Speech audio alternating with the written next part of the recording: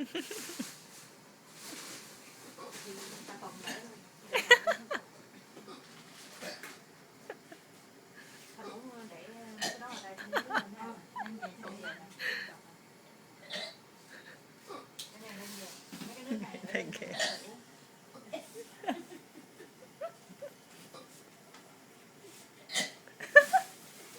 Ăn mì đâu mà đây nè.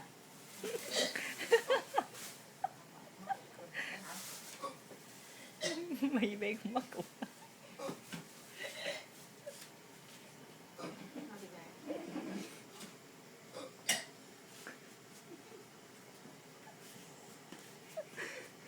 Bà với ba áp vai giống với nhau.